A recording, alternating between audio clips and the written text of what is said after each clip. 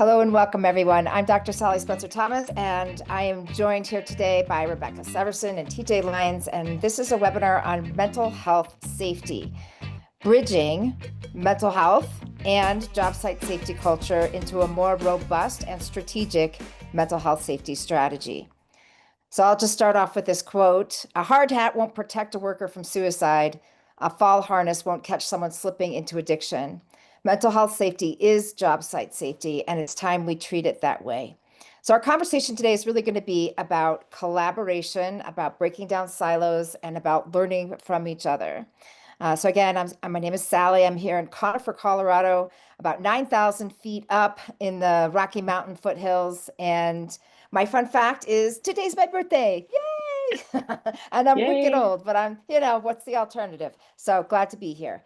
And the real reason that I'm in this work is because, well, I'm a psychologist by training. I'm also bereaved by suicide. I lost my brother to suicide 20 years ago, and that just put me on a trajectory to try to figure out some things that we weren't thinking about yet. But workplace mental health, suicide prevention became the focus, and I could not be more grateful to be partnering with the construction industry. So I'll turn it over to Rebecca. Hi, I am Rebecca Severson. I am the principal at RSR Construction Services.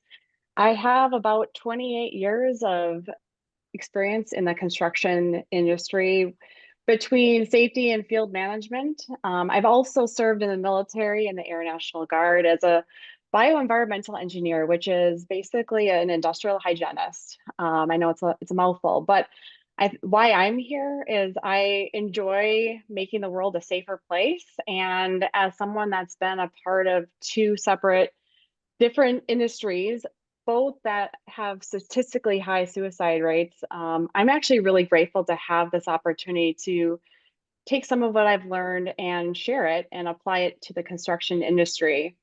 I think even if it helps just one person, it's all worth it.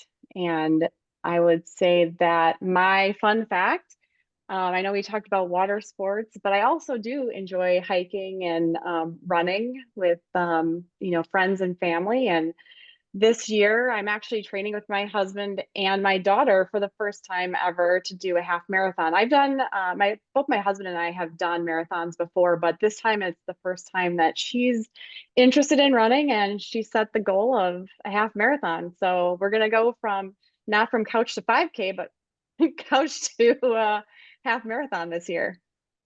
Incredible. Lots of fun. Family running. How about you, TJ? Hey, so I'm sitting here in upstate Saratoga, New York, home of the famous racetrack, and that all happens actually next week. Only fun fact for me, which I think is maybe fitting. I grew up in a dairy farm milking cows, so I have no idea how we got here, but many people may not be aware of. But dairy farmers are one of the highest has one of the highest suicide rates of a lot of the industry, for many of the same reasons we're going to talk about in construction. And I've been kind of following Dr. Sally for probably 10 or 15 years now. And so I certainly had a case very close to my heart that I'll be speaking about a little bit later. But I also recognize as a safety professional, I just retired after doing this for, again, 30 or 35 years. Going up to somebody and ask them, hey, where's your safety glasses? That's not working anymore. We need to go up to people and ask, how are you doing today? And practice listening. And I think it's great that we're tying these two components together, because typically safety folks are seen as the cops of any work site, when in fact they can also be a huge tool or a resource to kind of listen to see how the trades are doing and get them some help, which we're going to be speaking on. Thank you, Sally. Yeah, perfect tee up. And again, if you're just joining us, we'd love to know more about you. And so there's a little prompt in the chat just to go ahead and introduce yourself, where you're sitting today, what connects you to this conversation. Are you construction safety? Are you a mental health person? Something else? And then some kind of fun fact or some kind of summer self-care stuff that you're looking forward to this summer. All right, so our first interactive activity is to do a poll that primarily describes your role. And this slide is very mesmerizing. It's very exciting. So you can either pull the QR code and put your answer in there, or Chase is going to drop the link into the chat. You can click it that way and go ahead and describe your role so we know who's here. All right, we've got Deanna from Colorado Springs in the house. Woot woot. Ashley from DC. And someone from Canada. We had someone calling in the middle of the night from somewhere across the planet. It's very exciting. All right. So Nice. what the best describes your role so far? We've got half of our folks from mental health, a couple from safety, a couple from wellness, and a bunch from other. If you're one of those other people, go ahead and in the chat, tell us what your other is. We'd love to know our audience. Okay, so overview. This is where we're headed. This is going to go super fast. We want it to be very engaging and useful for all of you. We're going to put down some ground rules, and then we're going to get to work about really pulling out some pieces of this mental health safety guide that we just published a couple of weeks ago. So we have you in a webinar format, so there's no opportunity for you to put yourself on camera or mic, but we do want to connect with you through the chat. If you have a question you want to make sure that we see, please go ahead and put it in the Q&A section. Sometimes the chat gets really busy. We don't want to miss your question. We also are recording this, so just be mindful of that as you put what you put in the chat. We will archive this presentation on our websites and up on YouTube if you want to refer to it later. Any type of conversation that we have in the chat, just be mindful that we are real human beings with real lives and real hearts. And so let's be open-minded to very diverse experiences, lived experiences with things of suicide, addiction, overdose, difficult mental health things. Also different types of expertise. We've got safety people here. We've got mental health people here. We've got other types of professionals and experts here. We might not know each other's jargon or acronyms. So we're just going to be really inclusive in what we talk about, really respectful of people's experience. And just assume everybody's coming in the door with a lot of questions, but also a lot of wisdom from the things that they've lived through. I'm very grateful for all the behind the scenes work that put this together. One of my very, very solid self-care practices is gratitude, because it's not joy that makes us grateful, it's gratitude that makes us joyful. So I'm really grateful again to Chase and Stacy and a number of people behind the scenes who helped put together, all of the logistics, the Eventbrites, the calendar invites, the links, and so on and so forth. It really does take a village. And of course, to my esteemed colleagues, TJ and Rebecca, who, we've worked together for many, many years. I'm so excited to bring your wisdom to my mental health community, and just to be doing this collaborative project with you. It's like a dream come true. I'm super excited. Okay, haven't already, go ahead and download the guide. Hopefully that's what brought you here, but if you haven't already, go ahead and do that. Chase will also be putting the link in the chat. You can get it that way. There's a lot in here. We're not going to even cover half of it, a fraction of it, but we're going to highlight what to do with it, and we're going to do a couple of things, and hopefully that'll get you curious about what to do next. Okay, I think I need to forward the poll. So before today, were you aware of these mental health safety guides before today? Or was this, or before the guides launched, or was this something new to you? Same link as before, or you can pull the QR code. Is this idea of mental health safety, where we're bridging job site safety principles with mental health, is this a new idea for you, or was this something you were already working on? Great. So we have quite a bit of expertise on the call. We really do invite your input, because we're all learning here together. We're all learning about how these puzzle pieces fit together, and the tools that we're rolling out, we want your input on them so we can continue to make them better. Okay, Dr. so Sally, I'm not sure Yes, go for if it. you want to go back, the poll didn't update on our end. I'm not sure if you're Oh. able to go through like how many people said Oh, my yes. bad. Sorry, I'm in the mountains. We have lags up here. So I will tell you that I don't have the numbers, but I have the percentages. Yeah. About 73% people say they have thought about mental health safety and like applying job site safety principles and practices and tools to mental health regularly, 73%. So like job hazard analysis, incident reporting. So that's why I was saying we have a lot of expertise here. There's about 18% of folks that have thought about it, but not really. And about 10% of folks that said, this is new to me. So great news. Okay, so defining mental health safety. That's one of our goals today and why it's essential for job site safety culture. We're also going to start to connect the dots between the mental health professionals and the safety professionals. We're going to highlight opportunities for collaboration. And we're going to really hone in on a couple of key tools like job hazard analysis and toolbox talks, incident report, those kinds of things, to kind of demonstrate how these tools that are like tried and true on job site safety culture can be applied to mental health issues like addiction and overdose prevention and so on.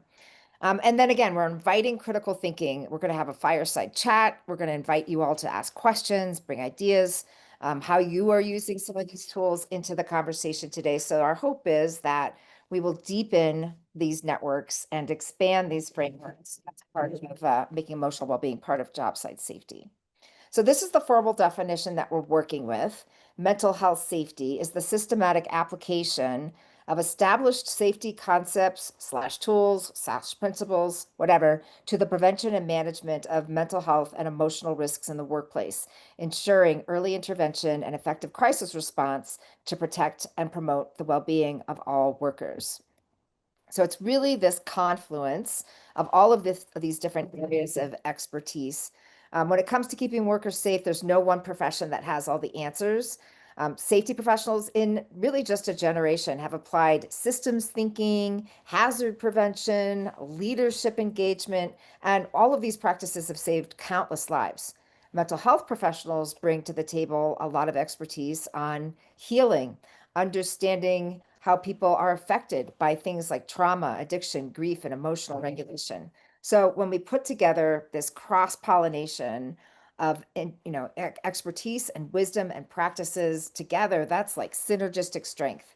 And we could do a whole lot more together because frankly, mental health providers are not thinking, and even mental health advocates, not necessarily thinking as well or as strategically about systems and processes and the environmental root causes. And safety professionals, they don't necessarily have all of the training and experience in the mental health realm. So together we're better and going to kind of learn from each other and maybe have some humility in that process that we have a lot to learn from each other. So I'm going to just ask some questions of our audience here.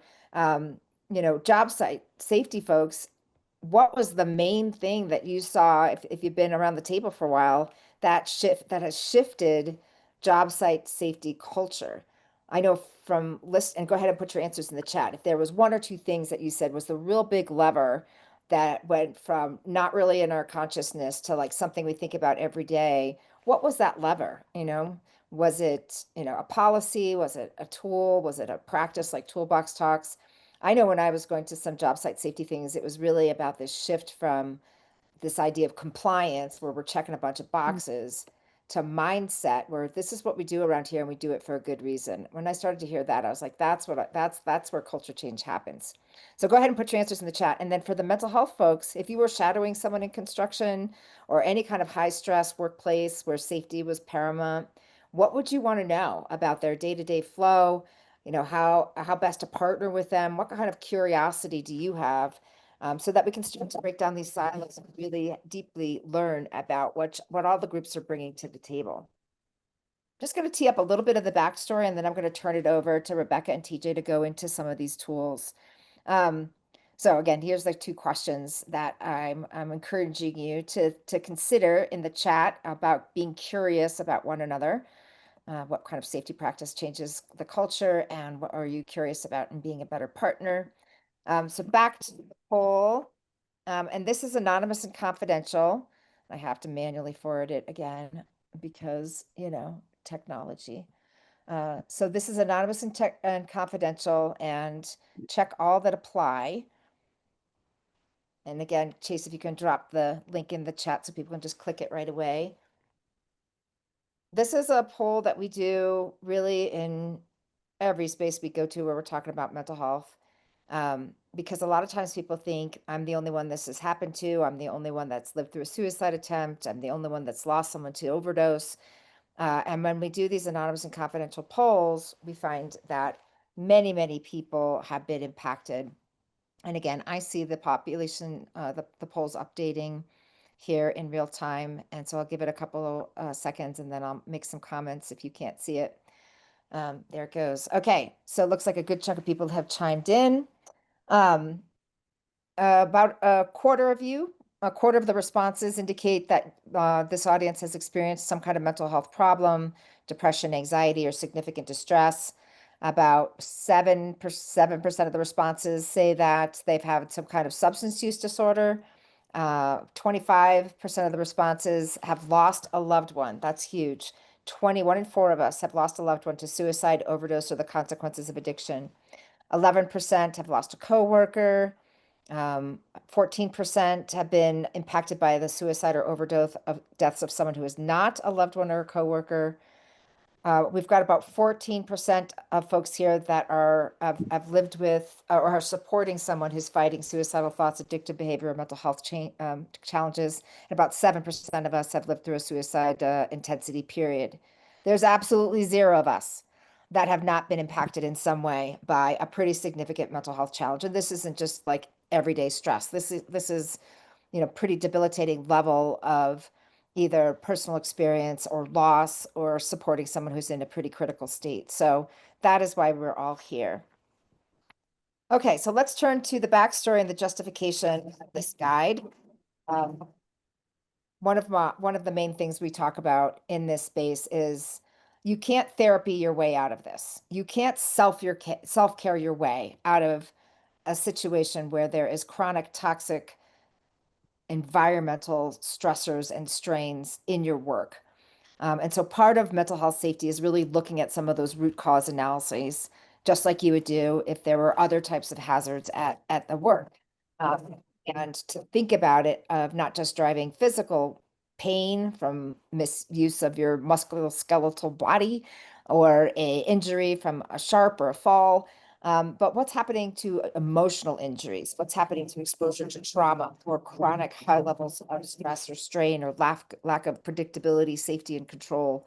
What are some of those job site safety hazards? So back in 2020, TJ and I published this article in Construction Executive, starting to connect those dots. And many of you are well aware of NIOSH's hierarchy of controls, which really makes the argument that it's not good enough just to make sure that people have their emotional PPE when we apply it to mental health safety. It's not good enough just to make sure that they know how to breathe and do yoga and go to therapy and make sure their emotional states are regulated well.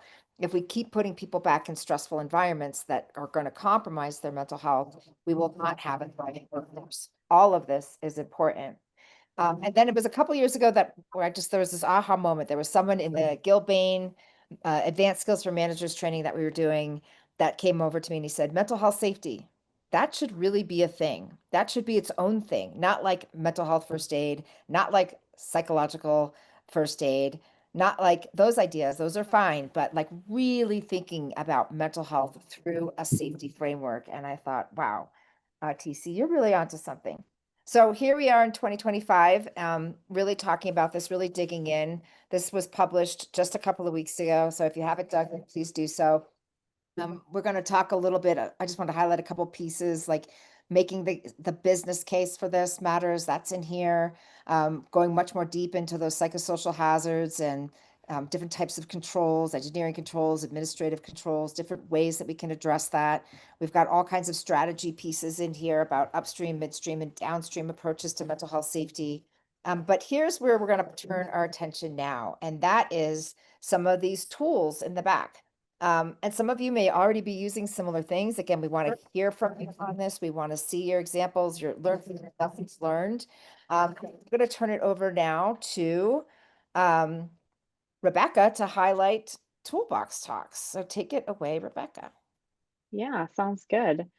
So before we start, I just dive into Toolbox Talks. Like Dr. Sally said, there's a wide variety of people here. So I want to take a minute to really start back with the basics and really understand what is a Toolbox Talk. Well, a Toolbox Talk it's a brief, informal safety meeting that focuses on job site related safety topics like workplace hazards, safe work practices. And these meetings are typically short in duration. They often are held on the job site before work begins or during a break, and really do aim to point out the potential risks and reinforce safety procedures on the job site. So I'd say, like, if you haven't already started discussing mental health yet with the crews that you have, starting with a toolbox talk is a really good idea. And you might be doing this already. The past few construction safety weeks, we've rolled out a number of mental health related toolbox talks. But why would you want to start with a toolbox talk? Well, like I kind of mentioned before, toolbox talks are typically held in small groups. It's not a large forum where people are scared to speak up. With that small group, typically it's among the workers that know each other well. And that also allows for more interaction among the different people.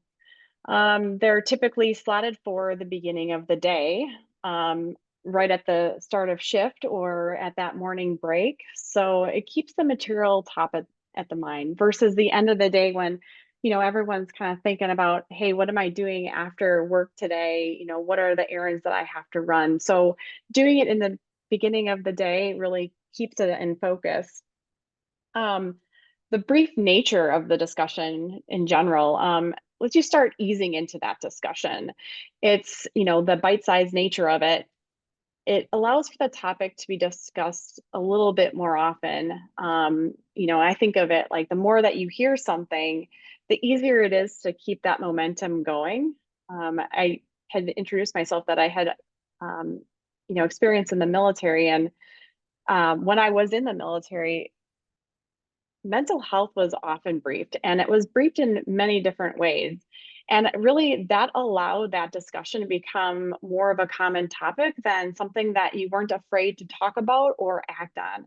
So having those brief tidbits throughout the year, you think about there's 52 weeks in the year. There's a few opportunities to sprinkle, a mental health toolbox talk in among those 52 weeks. It's also built into typical safety rituals. So there's really not too much more of an extra lift here. If you're already doing toolbox talks on the construction sites, filter one or two or three throughout the year to connect that dot between mental health and the job site safety.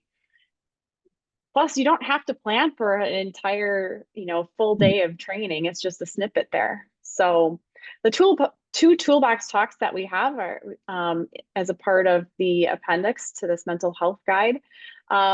We have a couple different takes on it. One focuses on the mental health risks that could impact the job site safety. It's the one that's being presented here on the screen. And then the other one provides real case examples of real life approaches and how it actually impacted the individuals on the job site. You have to think about this. We're all in this together. It doesn't just affect one person, it affects multiple people on the job site. So, and then I just wanted to touch, Dr. Sally did talk about toolbox talks and the job hazard analysis. We've also added a primer here for job hazard analysis and pre-task plans that, those processes proactively identify and mitigate potential hazards that are associated with specific job hazards. So just, it's another primer at the beginning of the day to get people on their A game. Can I add to that, Rebecca? Absolutely. Yeah, if you can go back a step, exactly what we're looking for here is these conversations. And so toolbox talks are also typically provided by the superintendent or foreman to everyone else. We got to change how we do that, right? Because part of what we're doing here is listening. And once you get people talking and you stop talking, you really find out what's going on. So there's a huge opportunity to talk to workers for sure, but just get a feel for how they're doing. And one of the things I've done is when I'm at a toolbox talk, I'll raise my hand because that's what I do. Is, hey, by the way, if anybody here doesn't feel like they don't want to work today, they got something on their mind, just reach out to me later, will you? And it actually happened to me in Mesa, Arizona. A guy came up to me after we started work and said, hey, TJ, can I talk to you? And he had a pretty good crisis going on, which he was not willing to share in front of everyone else. So since these toolbox talks are done in front of everyone, there's always a reluctance, right, to share what you really need to share. I think that's a great thing. The second thing is so say somebody on the site went to mental health counseling and came back and was better for it, right? A save, as we say. Those things can be shared. Doesn't matter who it was, right? But it's also going to give those people in that toolbox talk setting the idea that, hey, maybe I should step up and ask for some of the same help myself. And the last thing is, toolbox talks are typically given to the workers, but we cannot forget the project managers and superintendents, the stresses they are under. I mean, when you're on an upside down project, and you're a rod buster, probably the project manager is the guy that's not sleeping at night, because the rod buster knows he's going to have a job the next day. So all of these tools and resources that we're speaking about shouldn't be just shared down, but they should be shared up maybe to the subcontractors that are working for you. If your owner sees you doing this and understands why you're doing it, it's also just good business, number one. But the owner's actually going to look at your company differently when you are showing that you really care about the workers that are doing their work. Yeah, no. Might do Great sense. points. Yeah. Thank you, TJ. So one of this toolbox, this manual, if you're looking at it here, it might be a lot of words, but just some really great stuff in here. And if you look at safety, right? So the way we always look at safety, we kind of have to change how we're doing it, because again, you're going to go up to somebody and say, how you doing today? You have to be ready to answer those questions. But when something happens in safety for the last 50, 70 years, pretty much since World War II, I was at a company once where they had an incident investigation form, and actually some of the people on this call, good to see, actually work for the same company. But when you did the incident investigation, there's a checklist on the 11 things that could have gone wrong, which is not how you do it. But 9 of them were based on the worker, right? We have this tendency in the United States to blame the worker pretty much for everything, fire him or retrain him and move forward versus understanding actually what happened. And for those of you who have done incident reports and root cause analysis, it's changed over the last 5 or 10 years, because it used to be one thing that was part of a root cause. So the root cause is what actually happened here. Or why did this happen, right? There's typically more than one root cause, maybe 5, 10, who can tell? But it's almost always an accumulation of these little contributors that get you to an incident. Little things make the bad things happen. And we started looking at not just the worker who may have been involved with this, but why the organization, or I think as Sally mentioned earlier, the system, right? The system put this worker in place to either get hurt or maybe an accident occurred that he was part of. But we should always look at any accident or any incident, and not so much as who did it, or maybe even how bad someone was hurt, but why the system allowed it to happen. And when you start looking at incident reporting, you really gather some great information. And I'll tell you, Rebecca and I have probably done 100 of these serious accident investigations. And when you start listening, you put a group of people together, non-confrontational, right? So we used to just accuse everybody of doing something wrong. Now we kind of have to listen to see, looking for those symptoms of failure, or the symptoms of a weakness in the system, and listening. But you get a good group together, and I've done this. My hat's off to some of the larger corporations on this call. When you get into a room of people just talking, you can really understand what happened. And if Tony was running the excavator that day, you can ask Tony, hey man, how you doing? Were you okay with this? Is there anything we need to know about? They'll start sharing, like the day before they had a horrible discussion with their wife. I was on a case once where we had a really bad accident on a Friday morning, and we spoke to the guys who were involved, good bunch of guys. And one of them was, yeah, I really wasn't paying attention. We went out last night. I pretty much spent all my wages this week. I have nothing to send home tomorrow to my family, right? A huge contributor, but also a huge burden on the mental health, but very important, right? When you're putting together these incident reports, like what actually happened. And I think there's 2 other things I want to mention here before we move on, and we're probably going to run out of time. But one thing I've learned, and specifically an incident that happened to me, a person came forward. We had a really solid mental health program on the project. He came forward for some help. And he reached out to a safety person, because safety people are kind of the ears on a construction site. And about 2 hours later, we ended up getting this rectified by a professional. But in the meantime, that safety professional of mine had taken on himself to work directly with a person who was at risk, really with no training. And it was not a good thing. And pretty much like, hey, you think you've got a problem, buddy? Listen to my story, right? You can see how this develops, because often safety folks, we have this sense of competence and confidence that we really don't have. So don't always think that a safety person should be doing the incident reporting when you think there's a mental health portion of it. In fact, in the perfect world, it would be the project manager, right? The project manager who owns the project, who's responsible for everybody and kind of needs to know what's going on, should take the lead here. and he can certainly reach out to other people to help him. Kind of tied to that though, which is something I really wanted to speak about, but you have to think about what you learned here, right? This cannot be, here's what happened, here's some of the contributors. Um, you got to share this. You got to share it carefully. So one of the things about the toolbox talks that Rebecca was talking about, I was at a project and then there was an incident that had to do with a suicide attempt, and it actually turned to a great story. So we put together a posting with a picture of the mental health counselor and her 800 number, and anybody on that project after the toolbox talk could go speak to that counselor at lunchtime in their pickup truck. It really didn't matter, right? There's some huge opportunities to learn from things that happen, but you have to share them off site, right? So Rebecca and I both work for Gilbane, huge company. Our lessons learned went to every job as soon as we can get them out. So if something happened on one project, everybody was not only aware of the incident, but also the remedies, right? And I think one of the things we really need to pay attention to here is there are many experts out there. We're not experts. No one's an expert, right? But there are people who have addressed what you're facing or you will face in a mental health concern that have already been through this. And I'll speak right now for Rebecca or myself or Sally. If you pick up a phone and call any of us, it's very unique in this field of mental health that so many people are willing to step up and just kind of help you out. The last thing about incident reporting is something I learned in North Carolina about 10 years ago on an incident where there's a Spanish-speaking population of workers, and I couldn't understand why they were just putting themselves through such risk.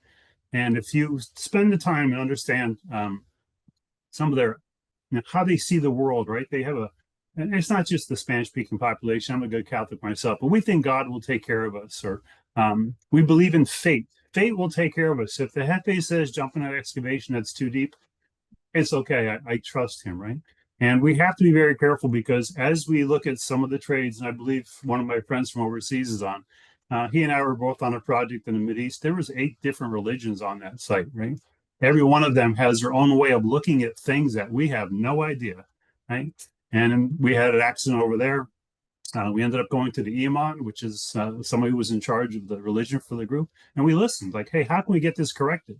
So you have to be careful. We can find out what went wrong. You can understand perhaps why there were some mental health consequences to it. But also when you share that information, it's going to be shared in a language that the people can understand and kind of the philosophy that they may also follow. Probably more than enough here, Sally, to talk about, but the link between what we're doing here in construction continually amazes me because we are probably 20 to 30 years late in getting this done. Thank you. That was fascinating. Every time I listen to the two of you, I just learn more and more. And there's one thing to capture something on a report with a bunch of boxes, like on the day that it happened. And then there's also this conversation that happens maybe later in a week or two, where we really dive in without a blame mindset, but a learning mindset on what are we learning from this? And some of those questions are there on the right as just like another step to understand this.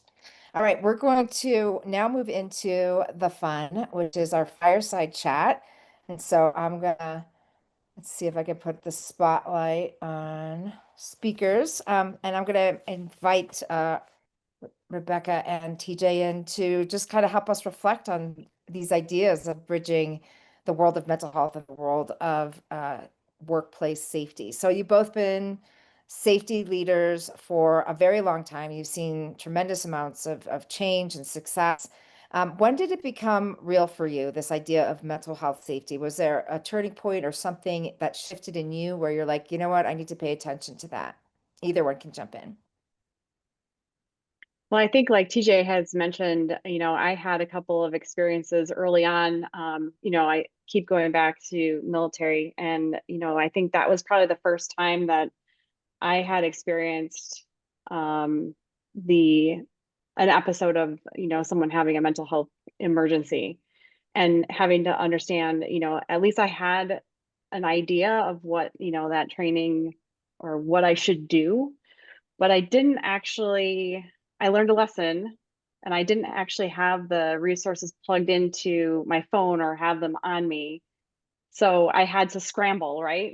So, I think that was definitely a turning point that I've taken, from that moment in time, and I try to bond that to other folks as a lesson learned.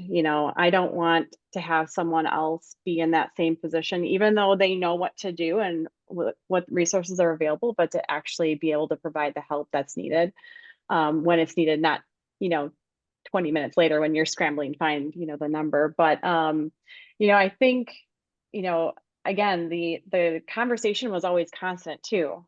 So I think that was a really good, turning point from the military, and then getting, into construction and never really hearing about it, so that was a very big disconnect. And I'm very happy that, we're starting to make that great progress in the construction industry. And it's not just something that it's not going to happen to us. We're tough guys, right?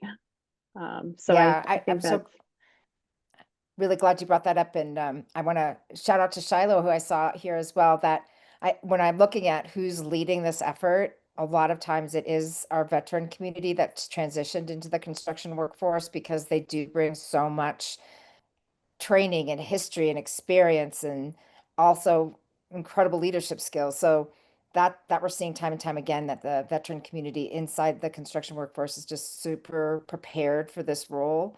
As well as people in long-term recovery. I'm seeing a lot of people in long-term recovery coming out proud and helping lead this effort, and again, bridging the lessons learned from their personal recovery journey into the workplace. TJ, how about you? Was there a turning point for you? Yeah, but first I want to follow up on something Rebecca said. So in 2016, I really didn't have any idea this was going on for a reason which I'll talk about in a minute. But within the last 2 years, I was on a project and there was this big tattooed dude from the electrical union, like, who are you, right? And we're at a safety conference or safety meeting in the morning. And I said, hey, man, he was on his phone for most of the meeting, right? And afterwards, I said, hey, we're trying to have a meeting here. What are you doing on your phone? And lesson number one. So he was in charge of 43 recovering opioid addicts that checked with everybody every day on a project with 1,243, 1,244 workers, completely unseen, right? So a lot of this stuff is going on, and you have to be so careful. It's kind of like AA. We don't talk about who's an alcoholic. We don't, right? But we should. It's a disease, just like we're talking about today. And we're truly changing the topic. And that kind of dials into how this kind of I fell into this I don't know, I'm a disciple of Sally, I guess. I had written I was working for a firm. We had a guy took his life, really good friend of mine. Most people on this call know the story. And so I've been writing articles for years for this ERMI magazine quarterly. And I wrote an article about suicide prevention, and we need to kind of step up. And this is like 20, it doesn't matter when it was. And the article was handed back to me by leadership saying, hey, TJ, we can't publish this right now. Again, this is 10 years ago. I said, well, why? They said, well, we're not ready to answer the questions that you're bringing up. And I'll tell you, at first it pissed me off. And number two, I also understood that if the higher levels of an organization don't understand this, we really have a lot of work to do. A couple years later, probably through many reasons, most of it, the three of us on the call here, these companies now are taking the lead in it. So when you look at Safety Week right now, right? Safety Week isn't just about flying off buildings. It's mental health, taking care of your people. Um, I always say it takes about a decade and a half for things to be sticky in safety.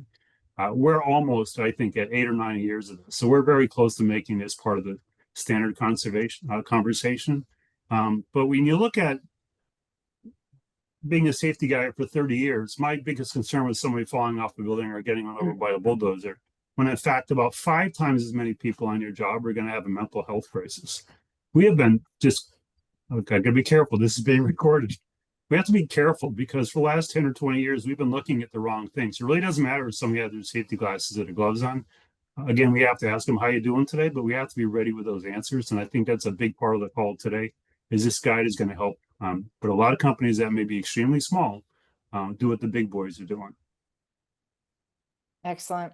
Yeah, and I was thinking too, like even in the short time that I'm involved, seeing quite a bit of movement from just like generating awareness about mental health signs and symptoms and generating awareness about different mental health resources to really digging into the deeper work of systems and cultural change and training people up. Um, so we talked a little bit about your experiences in like on an individual level, but I also want you to talk a little bit about when there has been a mental health emergency on a job site, how has that spread to the crew level, to the whole, all of the workforce that's there? Like, how does that impact morale? Because I think we can, like you said, TJ, we just continually think about this as an individual problem with individual consequences, but it's not. How does it, when these things are not handled well, how does it ripple out through a whole organization? And then conversely, when it is working well, what does that do for a team or for an organization? I'll give you one example, then I got to throw this to Rebecca. We had a Sure. case where a gentleman took his life, a crew of maybe 15, completely unprepared for it, had a little bit of training. So I was able to find a counselor the next day, shut the job down, rented a house. Uh, but the, try not to cry. Mm, Yeah, we found resource for these guys, and they spent a day with a counselor, not with me, right, with the counselor, and the next week they were ready to go back to work. They understood why their friend took his life. Um, on another project within the last 5 years, somebody took their life. Everybody on the job knew it, 1,200 people, but it was not discussed. This is within the last 5 years, one of the top 10 organizations in the United States as far as construction. So it can be fixed. You have to have the experience. I think that's what's nice about this. And my hats off to you, Sally. I got a lot of my experience from going to your course in Colorado 5 years ago. Not just from listening to you, but more importantly, from listening to folks from Australia and the UK that are so far ahead of us. Um, and I'll talk about business interruption later because there's a business side of this as well. When you have an incident on a project and somebody takes a life and you shut it down with 1,000 people, those are hundreds of thousands of dollars in losses. Goes back to safety, right? When you tip over a crane and someone takes your life, there's a big difference, but not monetarily. It's almost the same. Go ahead, Rebecca. Yeah, I think from a the perspective of, it can go well and it can go bad, right? But in order for the response to go well, you have to plan for it and you have to have those resources lined up ahead of time. I think it's about researching it becomes a part of your emergency action plan. And really, not just how are you going to respond if there's a fire, but how are you going to respond if you have a mental health emergency, right? And it's going to go well if you plan for it. If you have those resources on standby, if and thank God for 988, right? Back in the day, TJ, when you're talking about, some of these experiences and, some of my experiences too, we didn't have 988. You had to go hunt and find that support number. And, it took critical seconds, away from your response. So, being able to have that, Dr. Sally provides some amazing training as well of how to respond. But, I think also going back to, again, knowing your resources available, having the conversations, and as far as, having those discussions, having those micro discussions about mental health and the resources available really do help. And then addressing it too, right? So like TJ mentioned, not addressing it, having something that happened and not addressing it, having something go in a black hole doesn't really help anybody. Yes, you're both bringing up the really important part of what we call on our side of the world, postvention.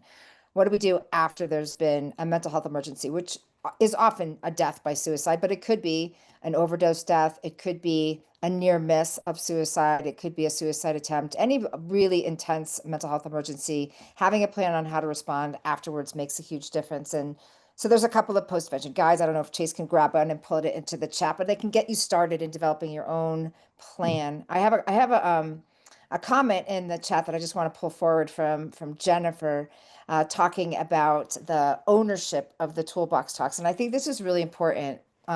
So it's one thing just to give someone a script and have them read it, and sometimes I've come to learn that is a ritual of passage sometimes for apprentices, but it's another thing, as I say, to teach the fish, teach how to fish, right? And teach people to own the toolbox talks, how to develop a toolbox talks that's engaging and sticky and teaches the skill and brings the resource to life, not just read something just for awareness sake. So I just wanted to pull that out, that's another kind of important part of the thing here. All right, back to you all. So obviously the time is right. We're probably 30 years late in getting things going here, and there's a lot of things happening. Could each of you maybe speak to one very tactical way that mental health support or mental health culture has been changed, other than toolbox talks and the incident reports? Any other things you've seen that so people can really get their heads wrapped around what does this actually look like? Have you seen anybody address psychosocial hazards, for example, getting beyond just fixing broken people? Have you seen anything around changing cultures at the team level that has been really effective? What does this actually look like, boots on the ground? So I'll cover like the contractual side of this, I think, Rebecca, because I've got a great example. Large data Yeah, go center, for it. large data center builder, talking $1 billion worth of work. In their bid for the work was the requirement for mental health program and money.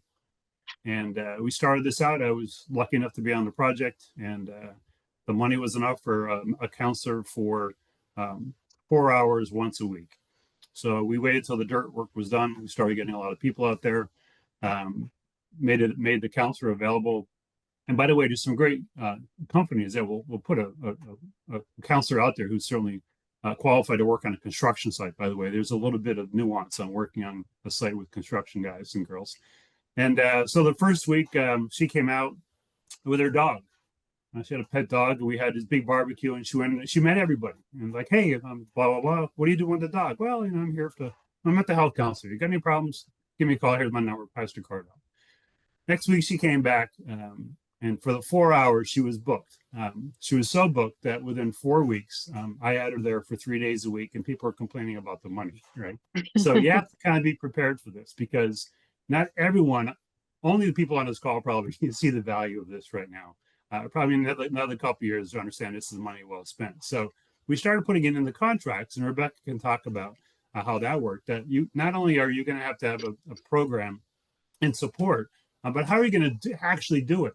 And on our project, we had pictures of that counselor everywhere, right? Anybody could do it. In fact, almost at every lunchtime, there would be 2 or 3 people who had appointments where they're in their pickup truck in the parking lot that nobody even knew about. It was a fantastic program. We started counting how many people went for help, and that's a great way to kind of get it, like safety. How many times does somebody not get hurt? You can count how many people were actually not saved, but went to see mental health counseling because there's a reason they did that.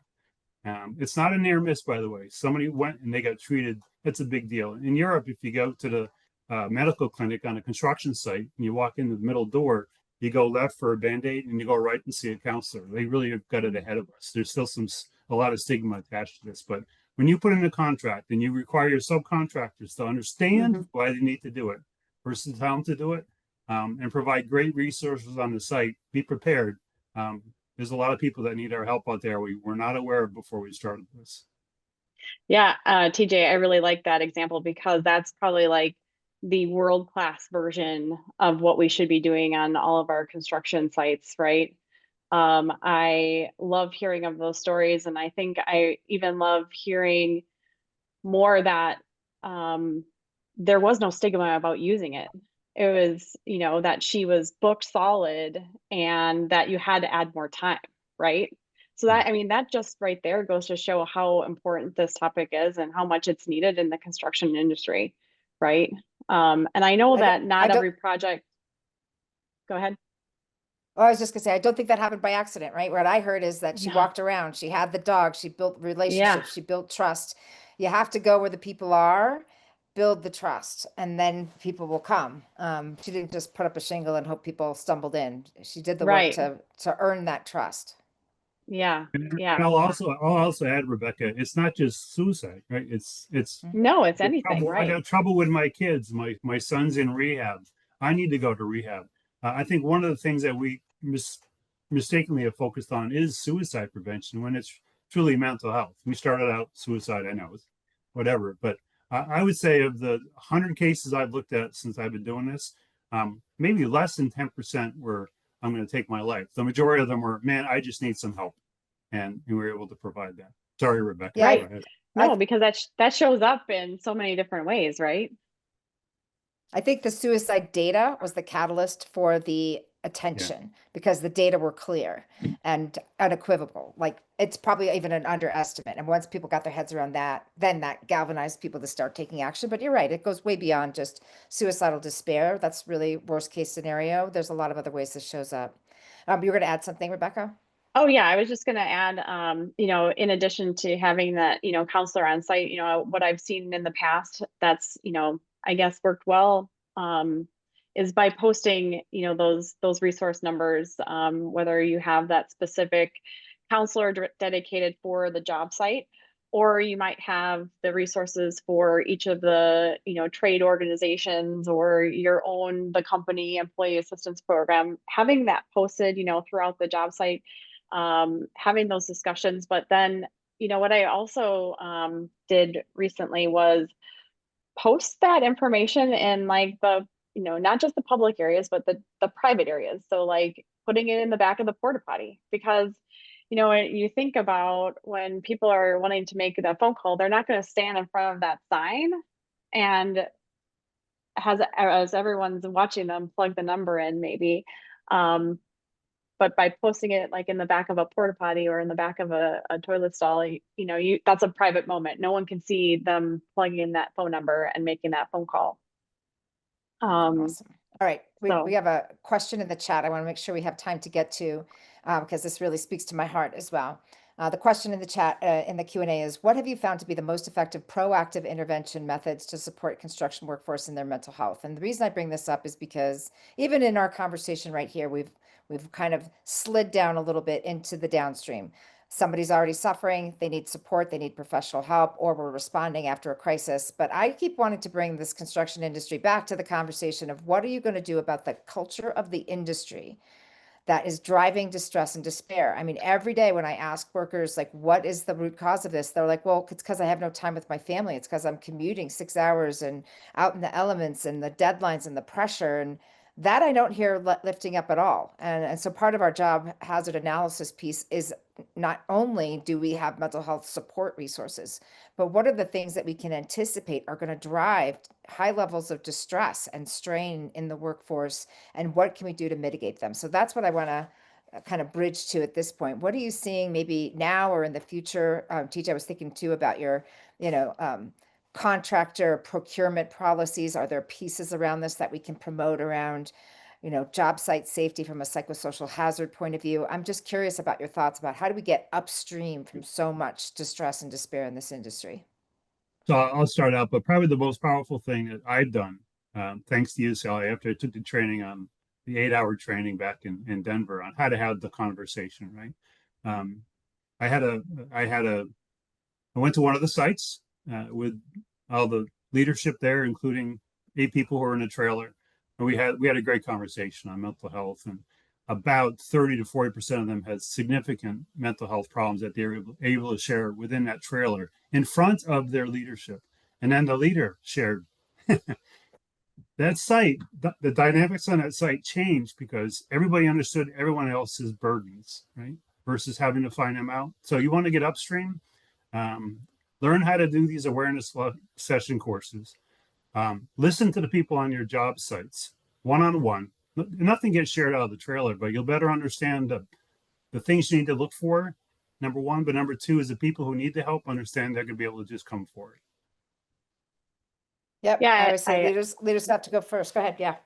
Yeah. no, I love your answer, TJ. And I think you stole a little bit of what I was, kind of thinking in my head too. But I think, there's also some precursor questions, that we can start asking when we're, on job sites too, and I think what I started doing was asking, about the schedule and understanding, are you behind schedule? Are you working long hours? What are some things that we can take off the plate, right? How can we make the schedule better? How can we reduce the number of hours? Hopefully, it's not having to work 7 days a week, 12 hours a day. Think about how, because long hours and, too many work days in a row cause sleep deprivation, cause, and you can't do the things that you normally are, wanting to do after a long day's work. You can't really rest. So how can we make it better for the trade contractors? Asking some of those things. And then, just by working with the same folks every single day, TJ, you basically mentioned that too. They learned, when each other was off, they learned what they were, working with, not just from at work, but what are they dealing with at home, and how can they support each other? Maybe it's, hey, today I'm not going to work on the scaffolding. I'm going to be the ground guy, so they can better work with each other in their own mental capacities. Yeah, and I also think about, some of the living conditions for the travelers. Are there ways that we can make it more like a community instead of eating out and drinking till late and all of that, but, have some of those kinds of things built in so that people feel that support while they're away from their families. All right, I'm going to address one more comment in the chat, and then we're going to go back to the slides, and then we're going to come back to you all for final thoughts. So Shiloh brought up the importance of peer support, and I do think that is also the future of this movement in all safety critical industries, not just construction. That's what we're focused on today, but all the safety critical industries. We need to build out peer support for many, many reasons: formal, trained, structured peer support programs that have identifiable people who are raising their hand and saying, yes, I'm in a position where I am a knowledgeable person about the resources, but I'm also a very natural helper and a good listener, because a lot of the distress and despair can actually be resolved at that level, saving lots of despair and suffering, and also time away from work.